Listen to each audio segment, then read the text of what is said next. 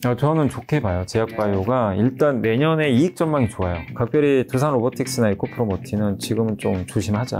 근데 저는 이 기업이 결국엔 애플을 이길 것 같아요. 시총에서.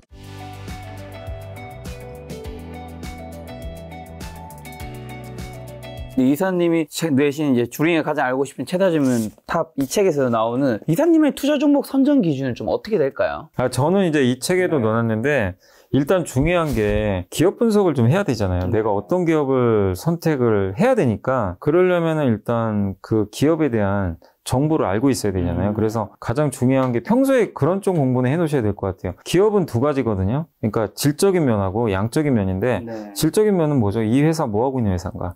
책에도 적어드렸지만 그냥 이 책에 제가 썼던 표현은 뭐냐면은 그게 돈이 되는 건가? 그 드라마 나왔던 그 순양의 그 실제로 이 책에도 그걸 좀 넣어놨어요. 제가.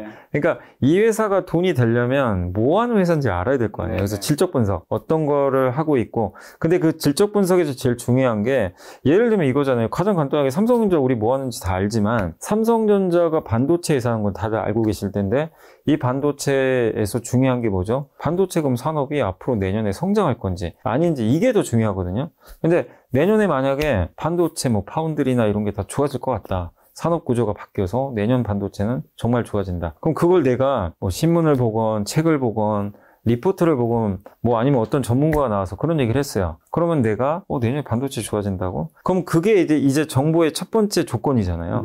그걸 받은 다음에 두 번째는 그 기업을 찾아야 되니까 그럼 평소에 기업 분석을 많이 해 놓으셔야 돼요. 그러려면 사업 보고서를 많이 봐야 되겠죠. 근데 그런 것들도 책에 좀 넣어놨습니다. 그래서 그런 질적 분석을 먼저 한 다음에 두 번째가 양적 분석은 뭐냐면 재무제표 보는 거죠. 재무제표 보는 거를 방법은 되게 많은데 몇 가지 중요한 것만 제가 넣어놨어요. 거기에 영업이익하고 영업이익률 이런 것들이 저는 좀 제일 중요한 현금 흐름 보는 법. 그렇죠. 그런 것들을 제가 보는 팁들을 몇 개 넣어놨는데 이걸 보는 거는 이 회사가 과거부터 지금까지 어떻게 돈을 벌어왔고 실제로 지금도 잘 보고 있고 아니면 지금 적자나고 있는 게 일시적인지 이런 것들을 우리가 숫자 보면서 알 수가 있잖아요. 근데 그런 것까지 하면 투자 그렇게 어려운 건 아니거든요. 근데 이제 이 방법을 모르거나 이제 귀찮은 거죠.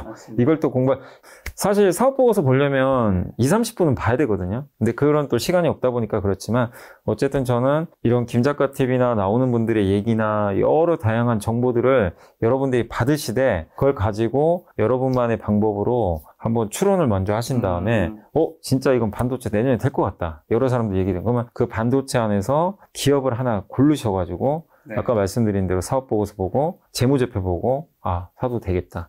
이런 방식으로 가시면 되지 않나. 근데 그게 훈련이 안 돼 있으면 어려운데 훈련되면요 그냥 이게 체계적으로 되게 돼 있습니다. 그래서 그거를 한번 꾸준히 한번 해보시면 좋을 것 같아요. 영업이익과 순이익은 정확하게 뭐가 다른 거였죠? 영업이익은 이제 만약에 김 작가님이 예를 들면 치킨집을 한번 만들었다고 생각해 볼게요. 내가 갑자기 이제 치킨집을 개설을 했는데 오늘 10,000원짜리를 10개 팔면 매출액이 10만 원 나오잖아요. 10만 원인데 거기서 비용 빼야 되잖아요. 그렇죠. 근데 비용에 뭐가 들어가죠? 생닭 원가도 있고 닭, 임대료, 전기세, 물세, 맞아요. 기타 등 거기다 인건비, 뭐 아르바이트세 그걸 제했더니 뭐 예를 들면은 그게 한 5만 원 됐다. 그러면 내가 장사하는 데 들어간 비용이잖아요. 그걸 빼면 이제 5만 원 남죠. 5만 그게 영업이익이에요. 그러니까 매출에서 내 치킨 파는 데 들어간 모든 비용들. 그거. 근데 치킨과 관련 없는 비용들이 몇 개 있습니다. 임대료. 내가 이제 빌린 것들. 그런 이제 임대료라든가 뭐 일회성으로 뭐 내가 임대료는 그쪽이 포함돼요? 5만 원이 지금 이제 영업이익으로 좀 남아있잖아요. 그렇죠. 근데 이제 순이익은 뭐냐면은 내가 치킨 판매랑 상관없는 비용들이 있어요. 가장 대표적인 게 은행에서 빌린 차입금. 이자 있죠. 내가 만약에 장사를 하고 싶은데 1억을 빌렸어요. 그래서 뭐 만약에 월에 얼마를 낸다. 그럼 그 이자 비용은 사실은 물론 치킨과 연결될 수 있지만 사실 직접적으로 관련은 없거든요. 은행에 빌린 돈이기 때문에. 왜냐하면 누군가 안 빌리고 할 수 있으니까. 그리고 만약에 내가 그 회사 자금을 일부를 은행에 놓으면 이자도 받죠. 그것도 영업이에요. 그러니까 치킨과 관련 없는 것들은 영업이익에 다 포함이 안 돼요. 그래서 그런 이익이나 비용을 제합니다. 그리고 마지막에 세금 제해야 돼요. 그리고 남은 게 순이익. 그래서 그 순이익에서 배당을 주는 거죠. 그러니까 영업이익과 순이익의 차이는 치킨과 관련 있는 비용이냐 없냐 이걸 빼는 겁니다. 말씀하신 대로 참 그 매출보다 영업이익이나 순이익이 중요하다고 생각하는 게 네. 우리가 기업에서 아니면 이제 어떤 뭐 바깥에서 어떤 강의하는 분들도 네. 매출 위주로 얘기 많이 하잖아요. 근데 실제로 근데 사실 비용 제외하면 남는 게 진짜 별로 없을 수도 있거든요. 그게 실제로는 근데 가장 부풀리기 용도로 맞아요. 매출 맞아요. 얼마 벌었다. 근데 자기가 만약에 혼자 한다면 뭐 당연히 뭐 그게 많이 이제 이익으로 잡힐 텐데, 그러니까 기업도 중요한 게 매출액 아무리 늘어도 비용이 남는 게 없으면 사실상 의미가 없거든요. 예, 거기다 이제 중요한 게 마지막에 또 세금까지 제하고 나야 되니까. 근데 일단 주가에서 제일 중요한 거는 어쨌든 영업이익이에요. 영업이익이 이제 기업의 근본적인, 너 치킨 팔아서 얼마 남았냐? 그러니까 핵심 너의 그걸로 번 게 있냐? 얼마 벌었어? 그래서 영업이익을 가장 중요하게 생각하셔야 되고, 그 다음에 이제 아까 말씀해 주신 대로 아무리 많이 팔면 뭐입니까? 이익률이 낮으면. 그래서 만약에 김 작가님이 치킨집을 했는데 경쟁자가 아무도 없어요. 그래서 내가 막 치킨을 3만 원에 팔아도 사람들이 와요. 그러면 이익률이 당연히 올라갈 거 아니에요. 그래서 내가 뭐 영업이익률이 20%다. 근데 갑자기 경쟁자가 2개 딱 생겼어요. 가만 안 있고, 야, 저기 잘 되네? 그럼 내가 치킨값을 2만 원으로 낮추면 거기다 매출도 줄 수도 있어요. 경쟁을 하니까. 그러면 이익률 줄면서 이익도 줄겠죠. 그런 영업이익률 측면에서 비교되는 대표적인 기업이 예시가 스마트폰에서 삼성전자와 애플인 거잖아요. 애플이 맞습니다. 굉장히 많이 남는. 네, 애플은 정말 막대한 이익을 내는데 삼성은 프리미엄 폰에서 애플에 많이 밀리고, 주로 사실 삼성은 1등 하긴 하지만 중저가 폰을 많이 파니까 영업이익률이 사실은 좀 높을 수가 없는 그런 구조인 것 같습니다. 주식 외에도 내년에 은행 예금, 채권, 주식, 금, 달러, 뭐 요즘에 다양한 투자 자산에 많은 분들 투자하니까요. 좀 어떤 자산에 포커스를 맞춰야 될까? 내년 특히. 내년에 일단은 금도 여전히 좀 좋게 보고 있어요.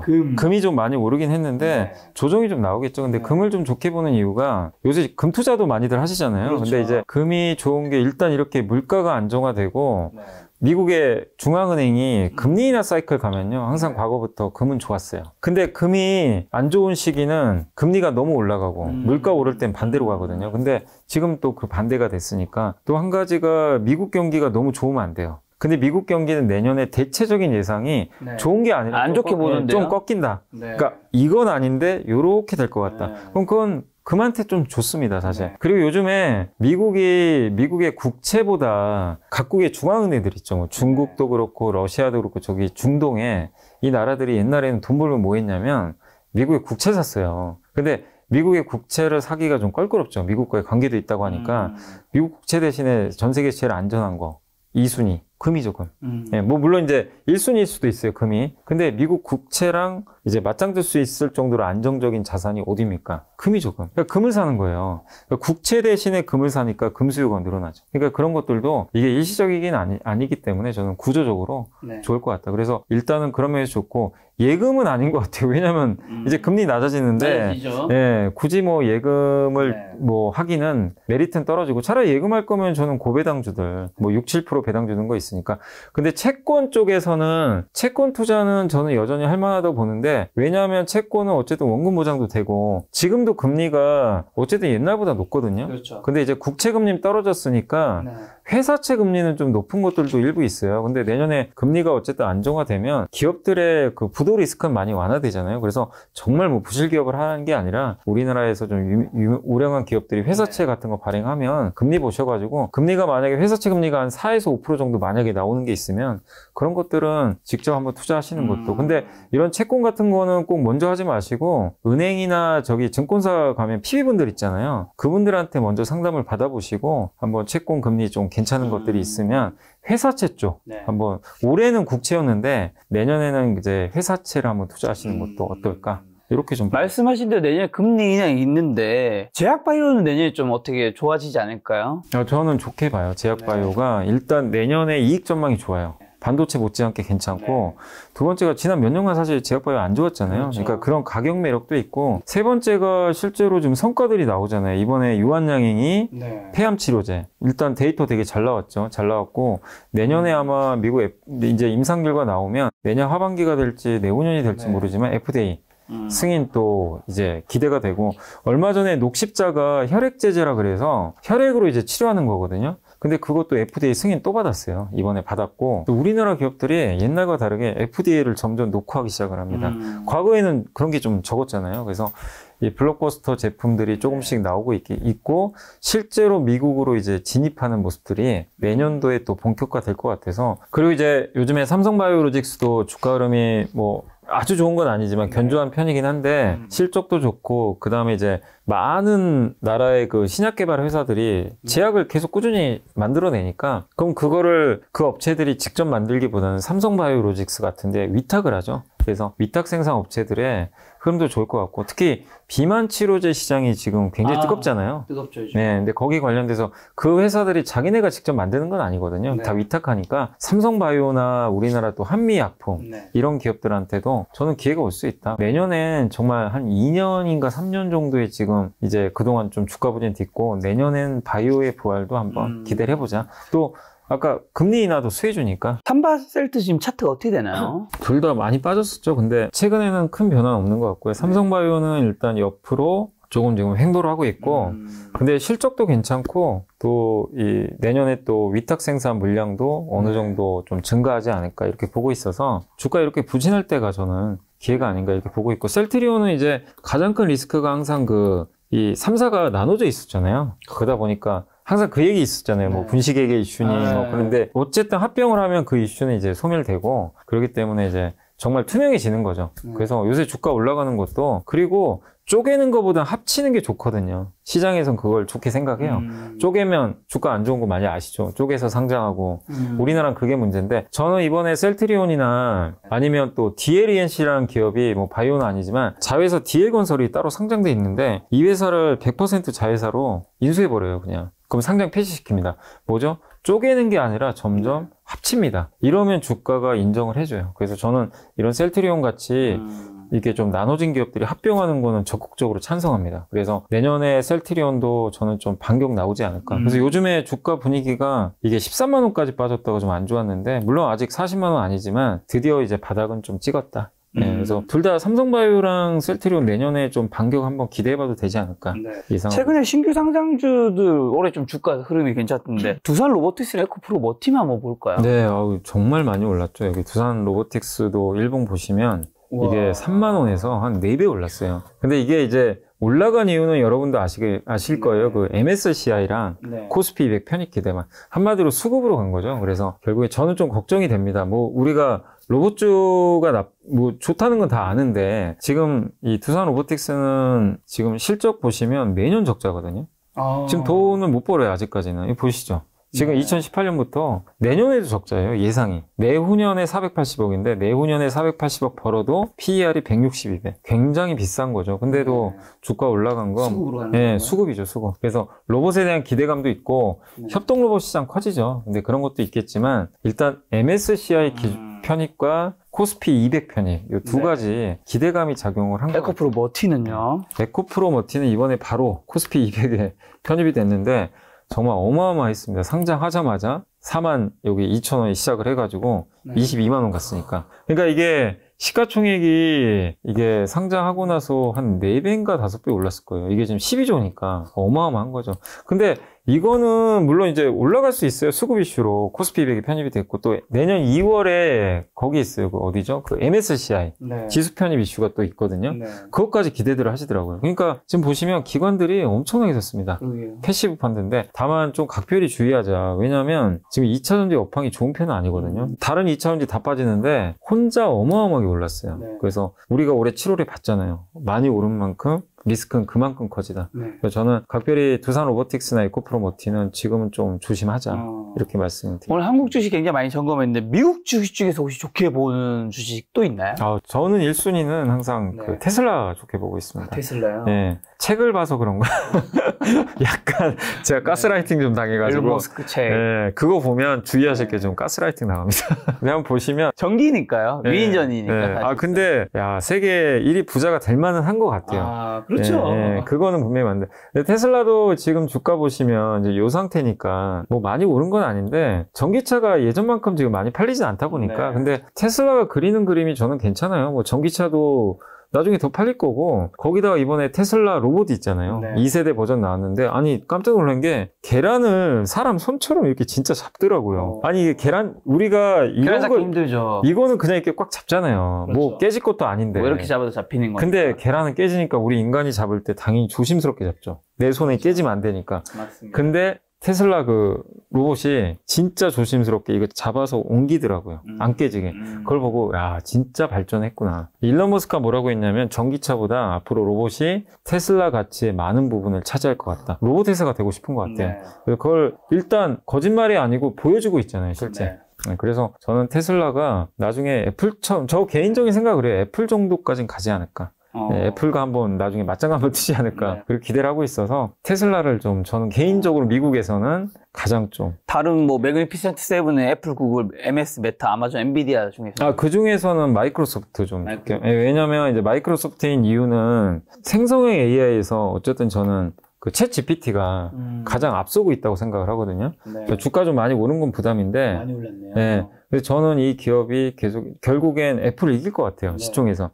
왜냐면 저는 제가 이제 방송도 하느라고 자료 준비 많이 하는데 또 강연회도 하다 보니까 사실 요즘에 챗 GPT 쓰시는군요. 그걸로 많이 만들어요. 네. 챗 GPT가 강연자를 만들어진 게 아니라 아직은 그런 PPT 기능까지는 좀 없고 뭘로 하냐면 제가 모르는 것들이 있으면 옛날에는 네이버 검색에서 찾는데 챗 GPT에 딱 물어보면요 바로 찾아주고 뭐가 좋냐면 그림을 그려줘요. 그러니까 내가 강의하다가 예를 들면 이런 장면이 그림이 딱 있으면 사람들이 딱 보고 이거 근데 그럼 좋은데 그 사진 찾기 되게 어렵잖아요. 근데 그거를 내가 텍스트로 예를 들면 뭐 제가 김 작가님하고 이렇게 인터뷰하면서 서로 웃고 있는 거를 내가 쳐요. 그러면 실제로 비슷한 사진을 내가 딱 올려주잖아요. 거의 비슷하게 그려줘요. 그걸로 이제 이미지를 많이 받아요. 네, 그래서 진짜 쓰다 보니까 너무 편리한 거예요. 근데 이제 뭐 이 썸네일 같은 것도 직접 하시는 분들도 계시지만 이제 아마 앞으로 챗 GPT가 많이 만들어줄 것 같아요.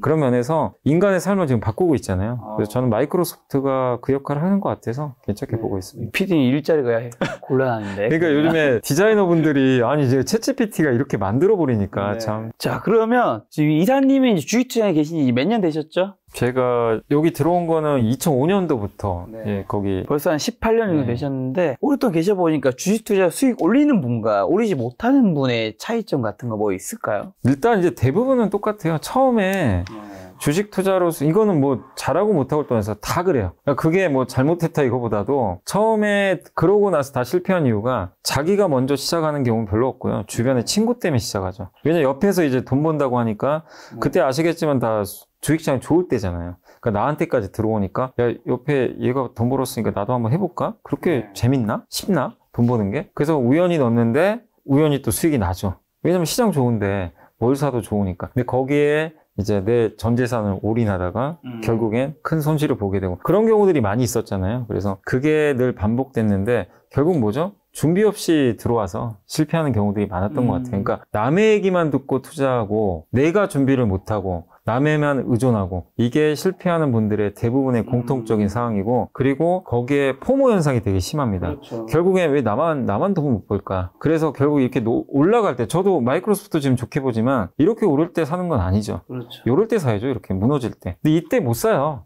우리 인간의 속성상 이럴 때 사고 싶지 빨갈 때 저렇게 빨간불 보면 사고 싶고 이렇게 막 폭 나가면은 못 삽니다. 공포심이. 근데 공통적으로 돈 버신 분들은 저걸 하신 분들이에요. 그리고 물론 기본 전제는 기업에 대해서 잘 알고 있죠. 기업을 정확하게 분석하시고 그 다음에 성공한 분들의 공통점이 저렇게 안 좋을 때 투자를 하시는 것도 있지만 그걸 되게 잘 하시더라고요. 그 통찰력이라고 그러나요? 미래 전망을 되게 합리적으로 잘 하세요. 그러니까 관심이 있는 거죠. 야, 앞으로 내년에 이 사업이 될 거야. 2차 전지로 돈 버신 분들도 꽤 되시잖아요. 근데 그분들이 올해 초에 사서 보신 분들이 아니라 3년 전부터 투자해서 보신 분도 꽤 많거든요. 그분들은 뭘 보신 거냐면 야 이제 전기차 바뀔 텐데 근데 배터리는 우리나라가 1위 아닌가? 이런 거죠. 그래서 그때 접근을 해서 근데 배터리만 하는 게 아니라 배터리의 그 4대 수질 공부해가지고 예를 들면 거기 들어간 양극재 중요한 걸 미리 간파를 해요. 근데 그게 쉽게 되는 게 아니라 공부를 해야죠. 그렇죠. 그래서 산업 분석 잘 하시는 분들이 산업 분석을 잘 하면서 이게 앞으로 어떤 사이클을 그릴지를 합리적으로 잘 추정하시는 분들. 근데 그거는 절대 초보자가 할 수 없는 거지만 그런 분들이 그 사이클에 올라타서 몇 배씩 수익 내시더라고요. 그래서 결국엔 뭐 공통적인 거는 어쨌든 산업에 대한 정말 자기만의 정말 피나는 공부? 네. 요거랑 공포스러울 때 투자할 수 있는 용기. 네. 이 두 가지가 결합된 분들이 결국에 돈 버는 것 같고, 요 반대로 그냥 남의 얘기만 듣고 공부 하나도 안 하시고, 네. 그다음 포모 비쌀 때 사시고 쫓아가시고 귀가 얇고 그런 분들은 제가 그냥 봐온 결과는 거의 성공 못했다.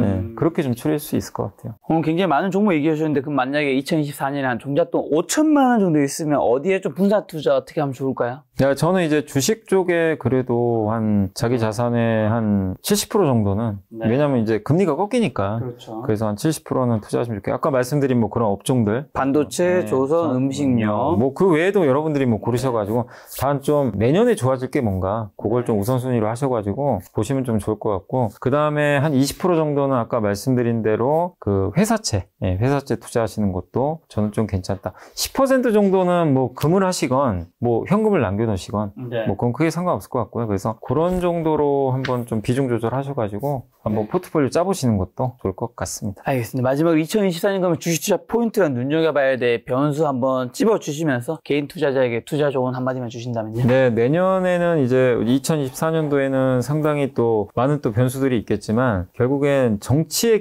이 시즌인 것 같아요. 그래서 정치인들의 하는 얘기에 따라서 총선도 있고 네, 미국 대선도 있고 맞습니다. 그래서 또 내년에 공매도 금지도 해제되니까 네. 그런 두 가지 변수들이 많이 또 시장을 변동성을 키우니까 그런 것들 좀 잘 체크하시고 그 다음에 업종으로는 가장 중요한 게 반도체가 잘 돼야 우리나라 증시가 잘 되잖아요. 근데 반도체가 잘 될 거는 다 아는데 네. 우리 예상보다 더 잘 돼야 돼요. 그렇죠. 근데 그게 안 되면 주가 못 갑니다. 그러니까 결국엔 우리가 추정하는 것보다 반도체가 정말 좋은 성적을 내는지 네. 아니면 기대 못 미치는지 요걸 계속해서 우리가 업데이트 해야 되고 마지막으로 중국이 올해 좀 생각보다 되게 안 좋았거든요. 근데 중국이 잘 돼야 우리도 잘 돼요, 사실. 네. 그래서 중국 경제가 올해보다는 내년이 나아질 수 있는지. 근데 내년 아마 3월 정도에 중국이 전인대 하니까 네. 그때 경제 정책이 다 나오거든요. 네. 그때 아마 확인 가능할 것 같은데 어쨌든 내년에 또 중요하게 봐야 될 변수가 중국이 4년 만에 조금 좋아질 수 있을지 네. 이런 것들도 체크하시면서 24년도 한번 준비하시면 좋겠고 어쨌든 마지막으로 당부드리고 싶은 거는 올해 정말 포모 현상이 너무 심했던 것 같아요. 아마 여름에 그렇죠. 기억하시겠지만 2차 전지 없는 분들은 정말 극심한 포모를 느꼈고 맞아요. 또 최근에 AI 없으면 포모 느끼는 맞아요. 것처럼 매년 이런 포모는 있는데 네. 그 포모에 흔들리지 마세요. 그 포모를 일으킨 기업도 결국 언젠간 빠지고요. 네. 그 다음에 지금 못난이 기업 중에서는 또 스타가 나옵니다. 네. 여러분들이 포모 느끼지 마시고 새로운 스타가 뭐가 될까? 네. 이렇게 남들이 관심 없는 쪽에서도 항상 기회를 찾아보시면 또 좋을 것 같습니다. 맞습니다. 이시사님 말씀하신 대로 또 반도체는 정말 예상보다 잘 됐으면 좋겠습니다. 삼성전자 우선주 많이 가지고 있고요. 배당 나올 때마다 계속 샀습니다. 잘 될 것 같습니다.